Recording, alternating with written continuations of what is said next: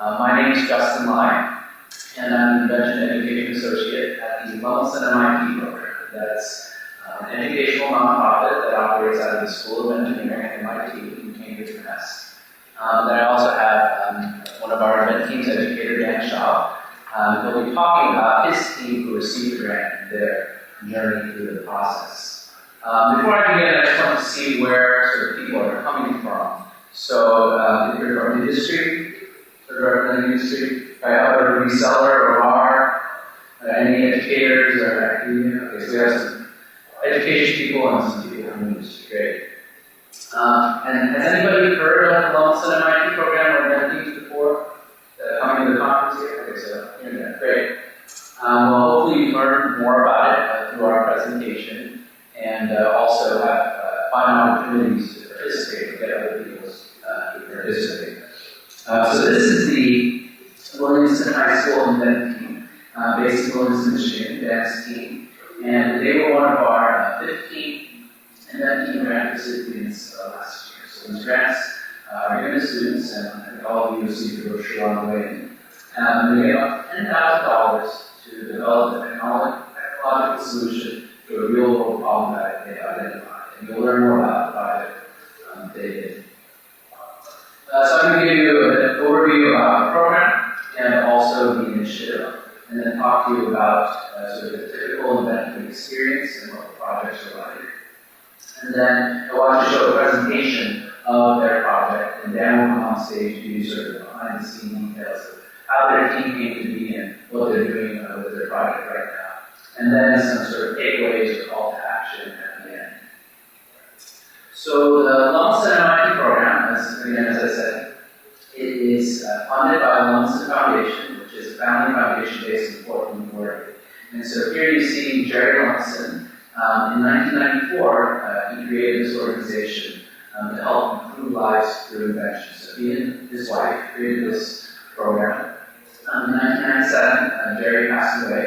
But Dolly continues to support all the different endeavors and initiatives. Jerry Lemelson was one of the most prolific U.S. inventors, with over 600 patents to his name. Again, he created this program to bring invention to impact into people's lives. So a bit about the other half of our program, Celebrating Innovation. And these are awards that we give to different people in different stages of their career to honor them for their inventive portfolio. So just to give you a sample of the 2012 award winners. First off, we have a student prize, a collegiate student prize, and that's given to either senior and undergraduate or some sort of grad student at 3 of the schools. So there's a student prize at MIT. There's also one at the University of Illinois at Champaign, and also at the Rensselaer Polytechnic Institute. So these are the winners from last year. And then we also have these big mid-career prizes. So $100,000 for global innovation, and also just a big $500,000 prize for mid-career professional. And all of these award winners come to our big event in the summer called the Reader Fest. And this is where they come to show off their work, and then also all of our high school teams come to showcase their work. And I'll give you more details about what the Reader Fest is like. So here we are in Memphis. This fulfills the Inspiring Youth part of our category. And this program has been around for about 10 years, and since the beginning, SolidWorks has been a good friend and supporter of our program. And the event team grantees, once they receive a grant, they have an option to use SolidWorks for a year for their project. So I'm going to ask Dan to click the video, and this is a 1-minute overview about the program. When looking for a new after-school activity, some of today's most ambitious high school students are choosing invention. They help create potential breakthrough technologies, from position-indicating radio beacons for commercial fishing vessels to robotic coconut tree climbers. To encourage the inventive spirit, the Lemelson MIT program selects high schools for its popular Invent Team initiative that enhances science, technology, engineering, and math education by offering students a comprehensive, self-directed experience. This grants initiative fosters inventiveness and supports real-world problem-solving among students. Invent teams are composed of students, teachers, and mentors who identify a problem, research it, and develop a prototype invention, either as an in-class or extracurricular project. Grants of up to $10,000 support each team's efforts, and students are encouraged to work with community partners, especially the potential beneficiaries of their inventions. Learn more about the initiative and this year's Invent teams at web.mit.edu/invent. All right, so I'm going to give you some examples of previous projects that also tell you about the types of projects that these high school students create. So this is actually the offshore curricular system, the project that Dan's students worked on, and again, I'll give you more details about that. The first attribute is that they're very cross-disciplinary. So these students learn from many different disciplines, not only STEM, but other fields that are related to the problem that they've identified. And communication about their project is very much emphasized throughout the process, that in order to communicate your idea to different people, you have to learn to know who your audience is. Many projects are empathetic. So this project here is from the Bishop Kelly High School in Boise, Idaho. And that is their magnet, which is a magnetic amp system to help people with tremors. And so here they work with local doctors and also patients to help develop this prototype. The team will look in their community for people to help out, but they'll also look to community partners in developing countries too. So the projects just really are diverse. And it's just full of hands-on problem solving. So this is the self-balancing recumbent tricycle, and that was created by the team in Linden, Washington. That's up near Bellingham on the Canadian border. And with the help of many industry partners, they were able to create this prototype. And the end user for this project was one of their classmates who has spinal bifida, which is a spinal condition that prevents her from being able to ride a normal bicycle. And so they created and fabricated this for her. Here are some photos of Invent students in action from the previous centers. So of course there's the technical side to the project, but there's also the administrative, financial, and communication side to the project that these students get to learn about and experience. So just to give you an example, this is a timeline, or maybe you can consider a light Gantt chart, and this is what part of their final application that they submit before we decide on their giving them a grant or not. And once they have the grant, then they have to establish their own sort of project management system to make sure all the different things get done on time. Of course, there's budgeting, and so this is just a sample of one of the budgets that was submitted for the final application. And again, once they're given the grant, we have to work with them to make sure they have good financial bookkeeping. We all know that if you don't have good handling of the money and the resources, you can't buy anything to make it. So this is an opportunity for them to learn about that. We also, as I mentioned earlier, emphasize communication. So actually right there in the middle is Dan, and on the far left is one of his colleagues who was also an inventing teacher, Bill Struck. In the middle is one of their students, Matthew. And Matthew has just, in this picture, won an elevator pitch contest in the Michigan area. This was this past November. And it was because Matthew, along with his other classmates, for the year before, had many different opportunities to present on the project. When this elevator pitch competition came up, Matthew was very prepared for this opportunity. He was able to win first place.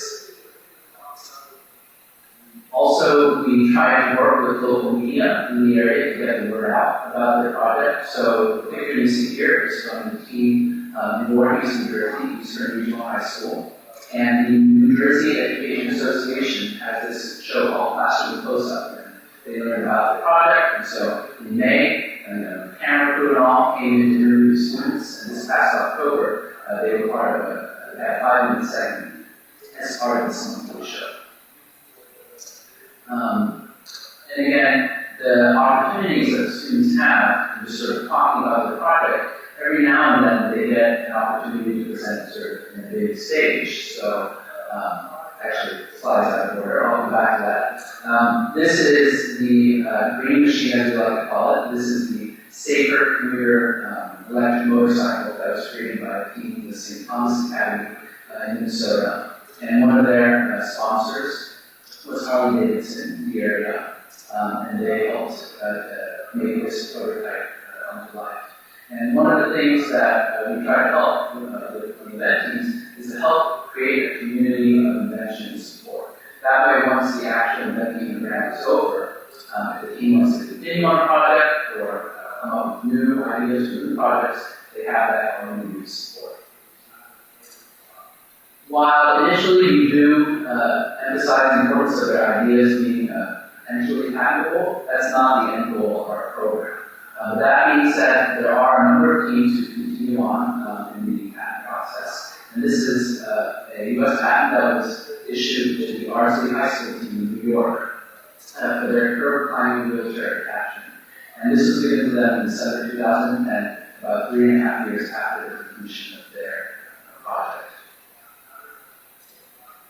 So as I was saying earlier, every now and then our students have an opportunity to present on the big stage. So here you see two students from the Cesar Chavez High School from Arizona, and they are at the first White House Science Fair in October 2010. And they were able to show their motorized physical therapy chair to President Obama as part of the showcase in the White House. And then about last year this time, there was a second White House Science Fair, so some of our students were also able to participate and meet some other famous people. You guys, I hope you recognize who that is there. Bill Nye, of course, the science guy.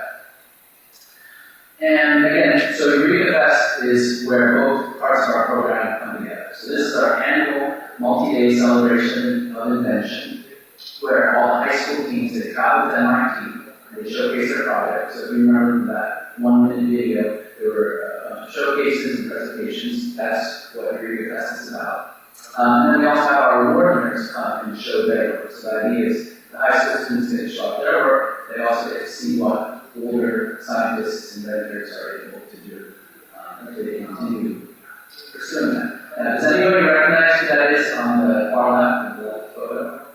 Physics guy. Yeah, physics guy. Someone in a government position. It's the Secretary of Energy, Stephen Chu. Who used to be a professor at Stanford, I believe, but now is holding that position. And the reason he is there is because Professor Stephen Quay, who was the prize winner from last year, he presented his work, and all of our prize winners identify a person of inspiration that comes to introduce them. So that's why we have the honor of having the Secretary Chu there. We also have this big design challenge activity that happens at the Museum of Science in Boston. And that's just an opportunity for the students to apply all the different skills that they've had through a design challenge. So now I'm going to switch over to Dan's part so you can learn more about his team. And we're actually going to switch out of the PowerPoint and play about an 8.5-minute video that will give you. And I think it's over.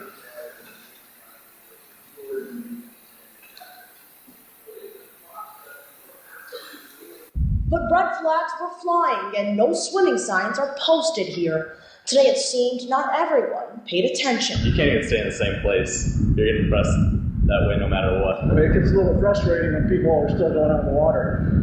But it's scary to see people, fighting for their lives. Within the same 2 hours, a 14-year-old was pulled out the water and rushed to the hospital. This is called learning the hard way. Holland State Park, not the only part of the lakeshore dealing with those rip currents today. A 13-year-old Scottville girl is in critical condition tonight after nearly drowning at Charles Muir State Park Beach in Pentwater. Authorities say the currents pulled her away from her family and friends. She was unconscious when she was pulled from the water. Rip currents are obviously the big problem out on the big lake. So how do you know if the water you're wading into is safe? Hi, my name is Julie Street, and I'm a part of the Williamson High School event team. As you can tell from that video, rip currents are very dangerous. Not only are they dangerous, they are underrepresented and most people don't know about them. Each year, hundreds of thousands of people visit and swim in the Great Lakes. And far too often, a fun day at the beach ends in tragedy.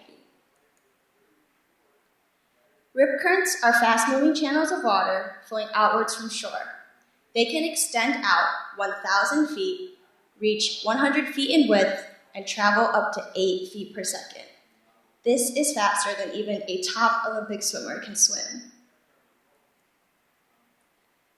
Rip currents are formed through breaks in sandbars, and surprisingly about this picture, the rip current is actually where the calmest water is. This presents a dangerous situation, as parents can mistakenly send their children to these areas, believing them to be safer. In 2011, 43 people drowned in Lake Michigan. At least 11 of these deaths were directly attributable to rip currents.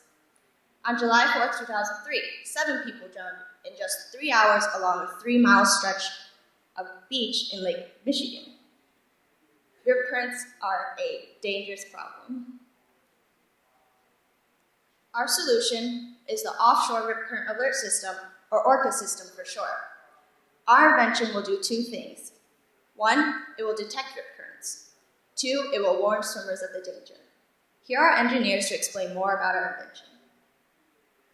I'm Michael Robinson, and the concept of the ORCA system is actually fairly simple. As the buoy floats in the water, the rip current enters the flow meter. The flow meter sends a signal to a processor, which then triggers the light if the buoy is in the presence of a dangerous rip current.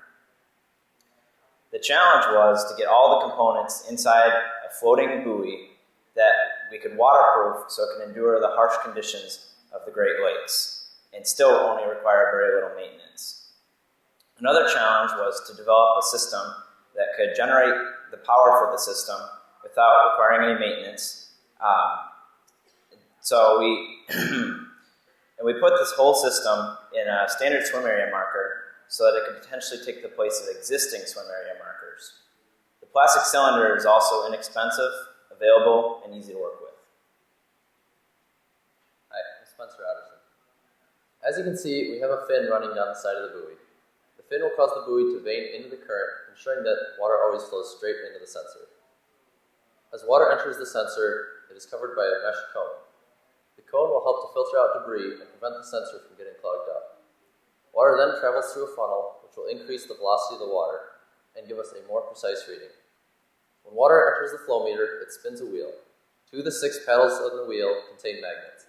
Each time the magnets pass the sensor, it sends a signal to the processor.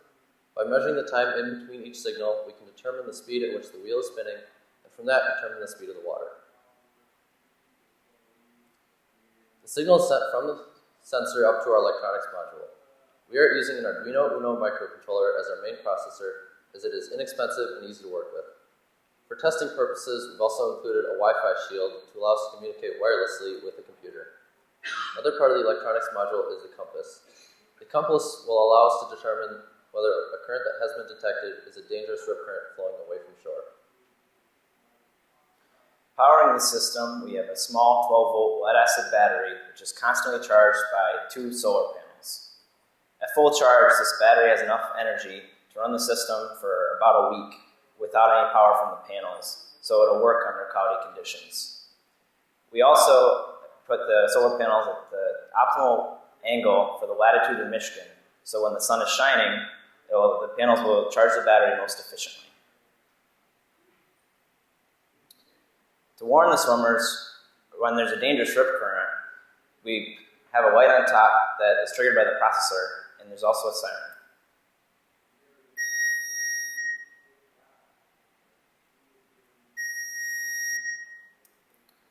The red xenon strobe light was carefully selected to immediately attract the attention of swimmers and warn them of the current, and also offer visibility up to a mile away.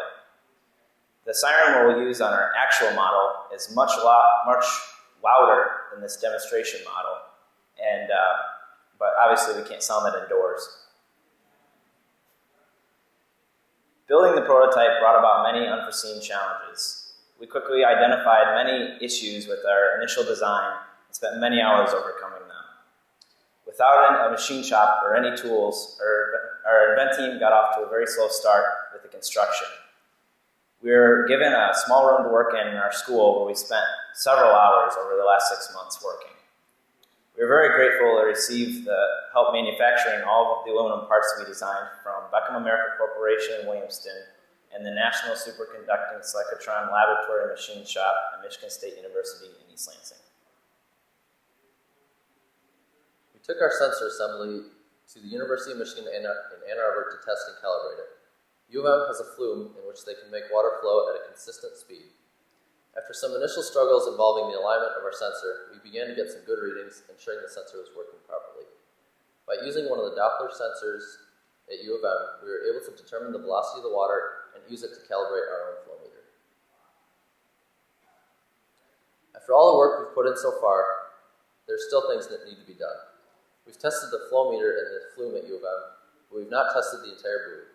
University of Michigan also has a wave tank that is over 300 feet long and has a carriage that can move through the water. By attaching our buoy to the carriage, we can drag it through the water and simulate a rip current flowing around it in various wave conditions. After we've tested in the wave tank, we'll take our buoy to Lake Michigan to test it in the water. While at Lake Michigan, we'll look at two major focuses. First focus is to see how durable the system is and make sure that it can stand up to the conditions of the Great Lakes. The second thing is to make sure the sensor is working properly. Michigan State University has offered the use of one of their acoustic Doppler current profilers when testing in Lake Michigan.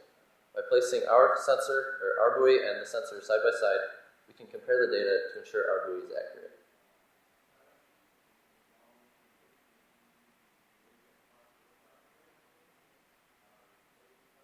My name is Jacob Brandon, and now I'd like to open the presentation to any questions.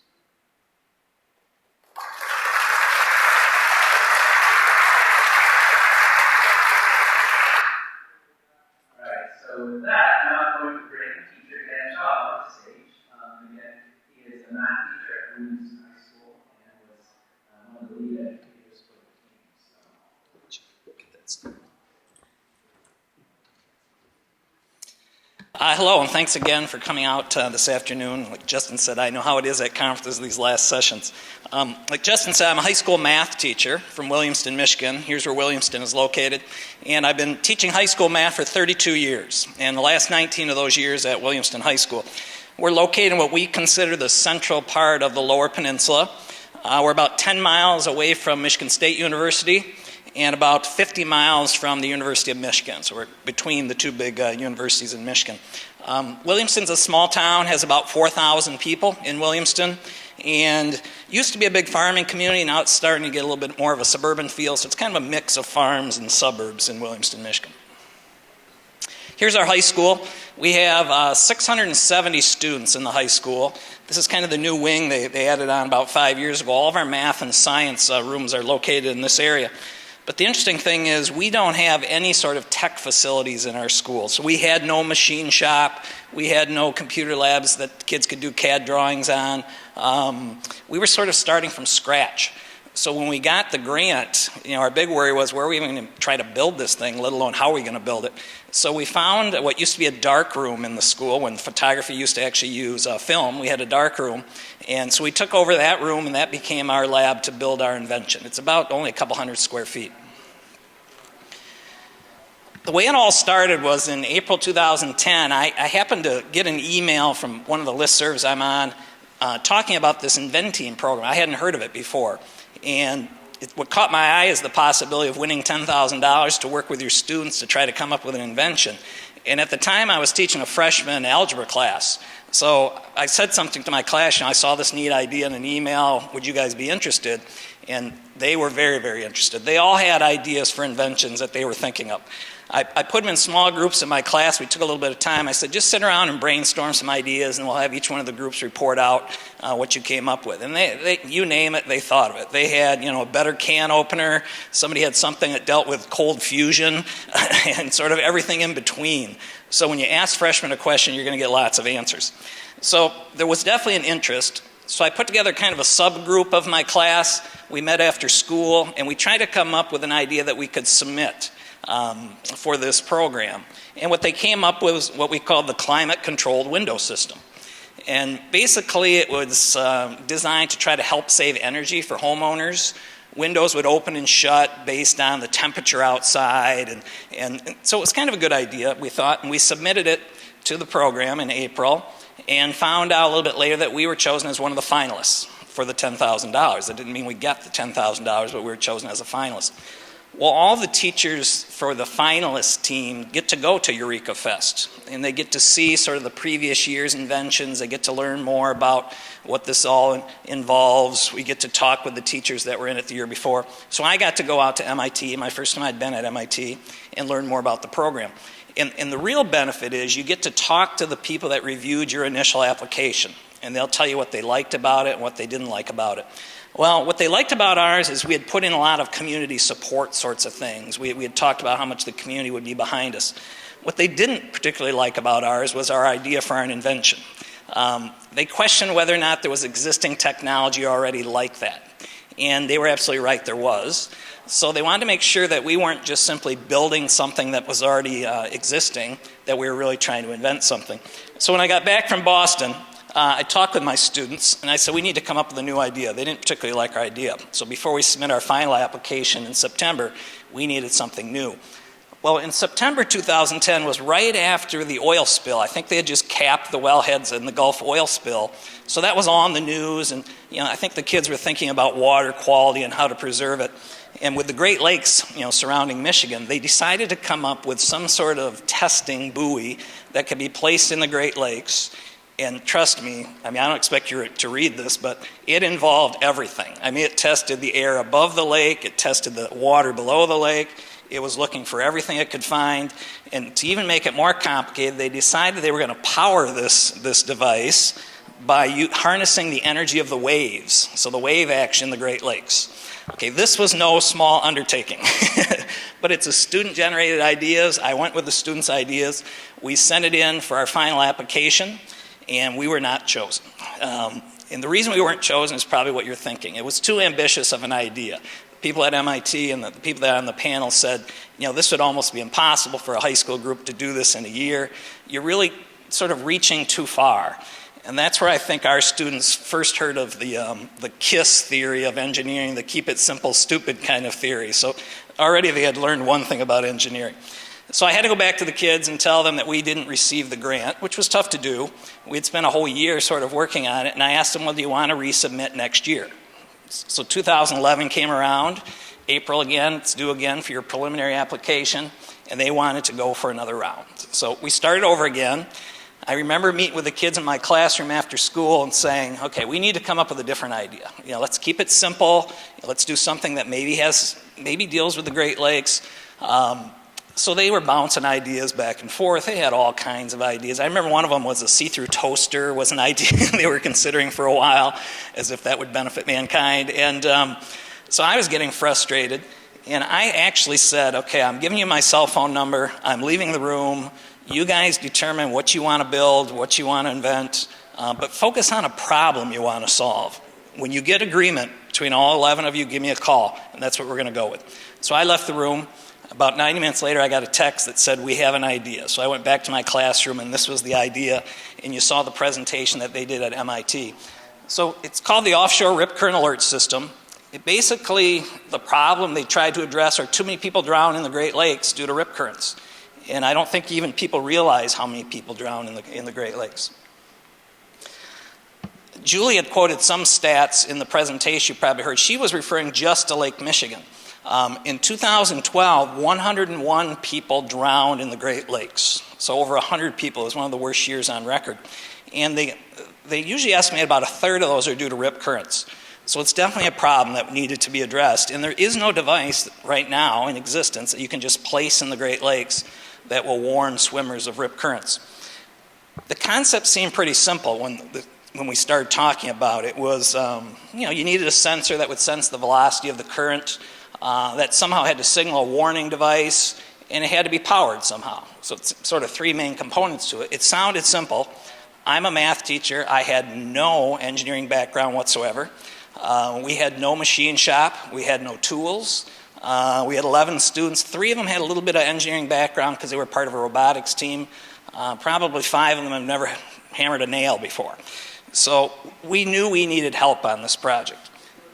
And these are some of the places we went to get help.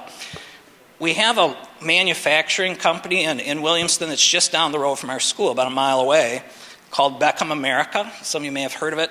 They make blow mold machines, and they build them from the steel up.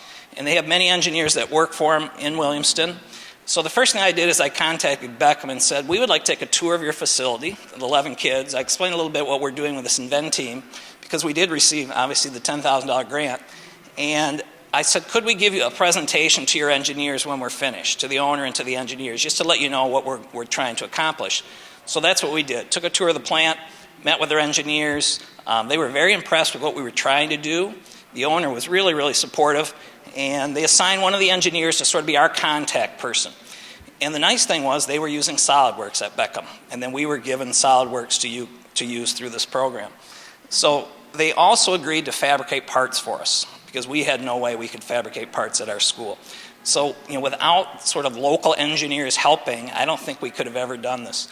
Then we looked at the two universities that were in our area, U of M, University of Michigan, and Michigan State. Just by luck, one of the leading experts in rip currents in the Great Lakes in the United States, he works at the University of Michigan. He's a professor at U of M, Dr. Guy Meadows. So we invited him to come out and speak to our kids, which he did, gave a great presentation about rip currents, talked about where maybe to place the buoy, where would be the best spot, what to look for. And then he also said, come on down to University of Michigan whenever you want to test your equipment. We've got a flume that you can put the flow meter in, and we have a big wave tank that we can put your device in. So again, reaching out to the community was very important to us. The Michigan State University is only about 10 miles from us. They have a big engineering department. They have a cyclotron at Michigan State. And they have many sorts of shops where they build things at Michigan State. They also agreed that they would help us build some parts if we needed anything. So we had a lot of community support. This is what the system looks like. You saw some pictures earlier. These were done in SolidWorks by one of our students that really had never used SolidWorks before this. He's picked it up quickly, worked with some of the engineers at Beckham, was able to do a lot of the drawings for us. If you look at the exploded views, the one on the right actually gave us quite a bit of problems. We had to design a bracket that would hold the solar panels and also the warning lights and some of the electrical components that would be placed on top of the buoy. We didn't want it to be too heavy. We wanted to be able to position the solar panels at the right angle. So one of our students, Michael, kind of our design guy, drew up some plans using SolidWorks, sent them off to Beckham. Beckham made some suggestions, sent them back. They went back and forth a few times, and eventually Beckham fabricated this part for us, this bracket that goes on top of our buoy. Here's what the system actually looks like. It's still sitting in our workroom down back in Williamston. It's about 6 feet tall. In the middle picture, you can see sort of that opening at the bottom, that black hole there. That's where the sensor assembly would go. So this was sort of the guts of our invention here. This is what goes inside to detect the velocity of the current. This is the actual picture of what we came up with. Some of you I know saw it in the exhibit hall. You can see the flow meter sort of between those two end caps. Michigan State University actually made those for us, and we put the gaskets on and built the gas to keep it waterproof on the inside there. But that took a lot of work for high school kids to try to come up with an assembly that looks like that, and it actually worked. So when I think about the experience, and when I watched the video, I hadn't seen it in a while, what did the students think of this experience? I asked for quotes, for this presentation, and most of them all said the same thing. They think it was the best experience of their high school careers. They got the most out of it. They understand now why we learn math and why we learn science. And it wasn't just sort of engineering things they learned. They became better public speakers, better writers. They had to get on the phone and order parts. A lot of kids really don't use the phone very much anymore. They had to speak to salespeople, try to get the best deals, keep track of the accounting. So there were all kinds of benefits to this sort of program. So if you're an educator in the audience, I would definitely give it a shot. I mean, it's sort of a once-in-a-lifetime experience for these kids. Just a quick update on what we've been doing so far. One of our students actually got an internship at Beckham. They hired him in the summertime. They were impressed with his work. It was the boy that did the SolidWorks drawings. And so he got a great experience working all summer with Beckham. He worked for 3 months. And I know he told me, I remember he said something like, Mashab, I didn't earn a penny, but I know it was the most worthwhile thing I've probably ever done because he learned so much. We're making some modifications to the system. We're not finished. There's some problems with balance in the water. We're moving some things around, lowering some things, using some thinner metal on some of the things we built, even looking at putting a collar maybe around it to help the stability in the water. They're actually probably working on it after school today. And then we had some kids graduate from the program. That's always a little tricky when you're working at high school, because if you're going to do this over 2 or 3 years, every year you sort of get some new kids you have to replace. We had 3 seniors on the team last year. All 3 of those kids, I can tell you, are at universities majoring in some type of engineering.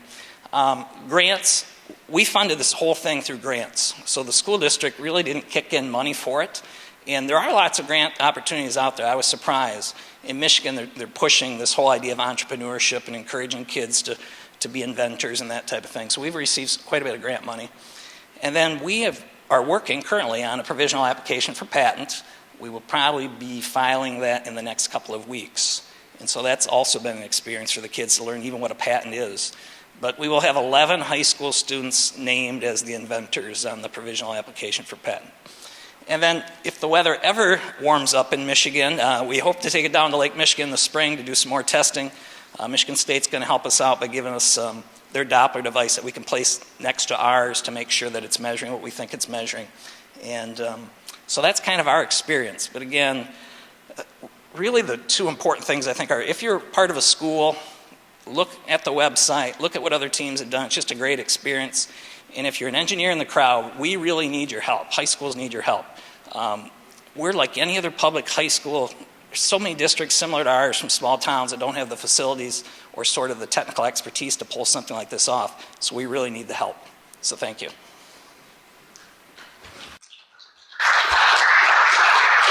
All right, thank you very much, Dan. And of course, we'll be here afterwards if you want to learn more about their project or the program. So this last section is just going to give you some concrete ways that you can potentially help out or participate with our program. So this is a map, and you can find this all on our website. I'll put a link at the end, and all our former teams too. But these are the 16 schools that have received grants this year. So if you're all at all sort of, you're in one of these areas, you know people, just let us know. Because again, trying to build that community of support. And just to let you see the diversity of the different projects, these are the project titles for all of our grantees this year. So again, it's all on the website, so I encourage you to check it out and get it back on. So in hearing that story, you've already sort of seen what the process is like, but here it is sort of very clearly. So this is roughly what the Invent grant cycle looks like. So the initial applications due this year April 5th. And certainly if there's somebody out there who's interested in applying, it's not too late to start working on this initial application. We do an initial screening, and then a couple weeks later we let people know who the finalists are. And those finalists they receive an exciting award, and this means that they get to come to Eureka Fest at MIT in June. And they receive a lot of training about filling out a final application and things that they can take back to the classroom, independent of whether or not they get the grant. And so this is also where SolidWorks is able to help us directly. So Christian Monk, he is part of the education group at SolidWorks. Him and some other his colleagues over the years have always come to the Eureka Fest. So this past year, we did a presentation on the basis of CAD. And afterwards, these educators, they can get a summer-long license to play around with. In September, once the educator, the teachers have attended the Eureka Fest, they can submit a final application. And then a few weeks later, we'll let them know, and it becomes public information, a big press release in October, and then from October to June, that's when they develop their project. So, as you remember from Dan's talk, for their actual grant year, that was April 2011, they actually applied the year before also. In terms of ways to help our current teams, as Dan mentioned, design reviews, so having an opportunity for students to present to a group of people, whether it's experts or just other people who can provide a fresh set of eyes and minds on the project. So this is one of our current teams in Natick, Massachusetts, and they're presenting to the Natick Army Lab. labs nearby. And they were able to get 35 engineers from that lab to listen to their talk. And similar to Dan's situation, the Army Labs there has volunteered their help for their project. Company visits, so again, what Beckham was able to do to host Dan's team. These are the young women from the St. Ursula Academy in Toledo, Ohio. They're visiting the Libby Toledo glass plant. And even if your company or a company doesn't have a direct relationship with their project, just being able to visit an actual company or manufacturing plant, that's a really good opportunity for students just to see what the working world of industry is like. So specific technical support or training. I showed you this photo because on the right is an engineer named Kyle Henry. And he was actually one of the first inventees many years ago from Iowa, Massachusetts. He went to Northeastern in Boston and stayed in touch with us. And now he is mentoring our Newton North High School team. And again, just any sort of career advice, apprenticeships, internships. There is a technical part, there's all these other aspects that the students go through that really help them in their career, regardless of what area they end up going into. So there's helping out our current teams, and then there's also applying for our current grant cycle. So we're right in the middle of recruiting, always looking for people to apply. And again, that deadline is April 5th. Certainly, if you have more questions, I'd be happy to talk more about that. And also, if you know people, know teachers, educators in your area that you think would be interested, please tell them about our program. And we're, again, always happy to give advice in filling out that application. We have lots and lots of brochures, so please feel free to take as many as you like. And just sharing it in your community, so whether it's within your own children's school district or within your organization, just getting the word out on our program. So with that, I'd like to thank you for your time. Congratulations, you made it to the end. And again, mentoring our current teams, applying for one of the current applications. If you happen to be in Boston during the last third week of June, come to Eureka Fest. And again, I'd like to acknowledge the Levinson Foundation, which funds our program, and the MIT School of Engineering. So this is our contact info, and I'll see you with some posts from Eureka Fest. And on the left there is a big group picture we take from all 15 teams during Eureka Fest. So thank you very much, and I'll open it up for any questions. Any questions? Yes? Tethered, not tethered? The plan right now is we'll be tethered. The buoys, we checked out the different types of buoys they use in Lake Michigan, which is the lake we've been visiting. Some of the beaches have tethered buoys, that are anchored and can move around. Some of the other beaches, actually, they're fixed. They're sort of drilled into the ground. And we've talked about the advantages of both. The disadvantage of having the one that's fixed is those buoys take a beating because they have no sort of motion to bounce around a little bit with the waves. The advantage is you can face your sensor in the right direction and know exactly. You don't have to worry about the compass and veining into the. So right now it's made to be tethered, but we have the option. We've talked with the Department of Natural Resources, and they're very interested in our invention, and they said they could also place it as a fixed buoy, but it's a very, very good question because we've considered both. What about the flow meter? What type is it?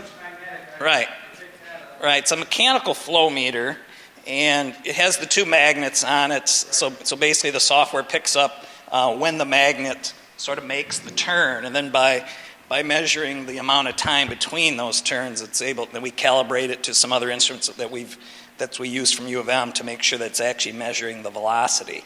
How far off was it from what you initially thought it was? It was off quite a bit, but we knew that would happen because we hadn't calibrated it with another instrument yet.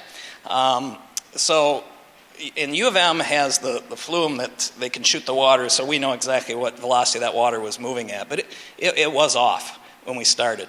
And the other question that we've sort of grappled with is what speed is considered a dangerous speed for rip currents. We've talked with lots of sort of experts, and some people say, if it's 2 feet per second, that's dangerous. Somebody else says 4 feet per second. So that's also a question we don't have a firm answer on yet. We know the fastest rip currents, I think it was mentioned in the video, they can go up to 8 feet per second and start to pull you out into the lake. And that's much faster than, like I think Julie said, than Michael Phelps can swim. So. Did they do any research into wind? Because wind plays a part with it? Because I live in South Florida, and usually when the wind's out of a certain direction, it's indicative of rip currents being prevalent. You're exactly right. It's very interesting. There are a lot of things that are not known about rip currents, why they occur and when they occur. But certain lake conditions and certain wind conditions is when they're most prevalent. And University of Michigan, I mentioned Dr. Guy Meadows, who's one of the leading experts. He's been studying rip currents for over 30 years. And he recently got a very large grant to study the causes of rip currents and maybe try to predict when they will occur. We're now a part of that grant because he wants us to use our device when they go out to try to find rip currents. And so that's kind of what they're studying. We know they've looked back at where the most drownings were. Over Labor Day weekend in Michigan, in Lake Michigan, 8 people drowned this past Labor Day. And so they know exactly sort of the atmospheric conditions and the wind conditions, and they know what conditions were happening, and they can almost predict. So part of this grant that U of M has is, it's almost like storm chasers. When the conditions are right, we are going to get a phone call, jump in your car, bring your buoy, and bring it out to a certain beach because we think it's right, and we want to be able to see if your device is going to detect the rip current. So one hard thing about testing our device is typically there's not a dangerous rip current when you place it in the water. But since his grant's sort of looking at the same sorts of things, it's worked well for us. So we've been meeting with the University of Michigan to kind of work together on this. But they have a sizable chunk of change to work on this. So if you're having problems with the center of gravity? Yes. Relative to the buoyancy? Yes. The analysis we follow with SolidWorks to help you work that out quickly. That's a good point. Counterweight, right. That sort of thing. Part of the problems was when the waves hit it is where we're having some of the issues. But you're right. I think SolidWorks it could help us with sort of the technical where to place the weight. We know we got to move some weight down. We know that. And when we built it, we kind of knew that. So there's some things we could do with the solar panels, moving the battery down and lower, and even just putting weight in it to actually, could help out also to balance. That, again, that's a benefit of the fixed one where we don't have to worry so much. But our problem there is the buoys take a beating in Lake Michigan. Yeah, they're all pulled out in the winter. They're currently pulled out in the wintertime. Yeah. So all the beach markers are pulled out in the late fall when people stop swimming, and they're placed back in the spring because that part of the water often freezes and would sort of crack those. Yes? How many buoys are currently? What we currently have on our beaches in Lake Michigan, all the swim areas are defined by buoys. So they might be every 20 or 30 yards there would be a buoy already there. So would this be something retrofitable? Yes, our original idea is that this would take the place of those buoys. And one of the suggestions that the Lemelson MIT program gave us was to talk to your customers before you start doing this to see if, what they want or what they think.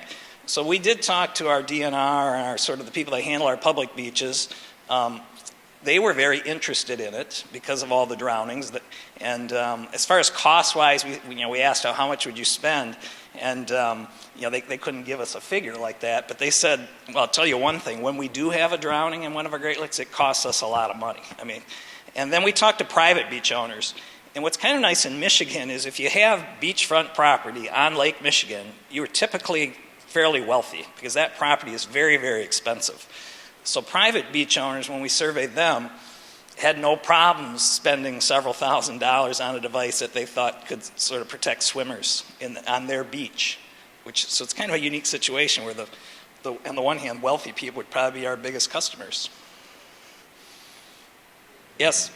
So let's say in the future, this product is successful, goes out, how far do they need to be spread apart from each other? Yeah, that's the perfect question to ask.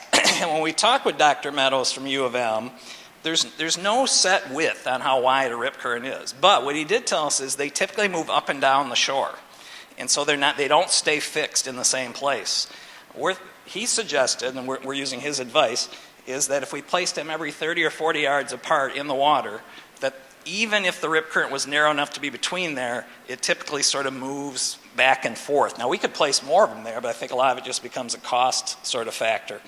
And part of his grant that he's writing, or the big U of M grant, is to study those sorts of things. That's why they want to actually catch a rip current, so they can measure how quickly it moves up and down the shore. They can measure how wide it is.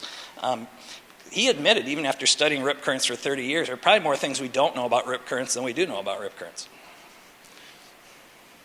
Yes?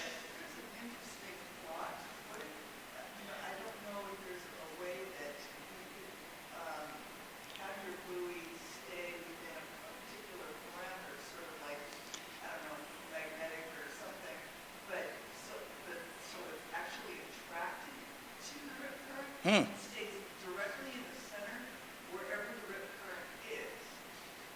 Sort of like an electronic transfer dot. Right. I realize that this is, but I think it'd be interesting to see what conditions that rip current is and get your buoy to attract dead center. Right, that's interesting. Yeah, right now ours are fixed buoys. They don't, one of them isn't communicating with the other one. But we talked about that at one time. Could you have a central buoy with some sort of line from it that had sensors? Right.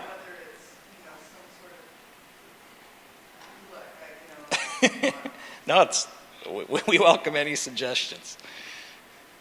Any other questions? If not, thank you very much.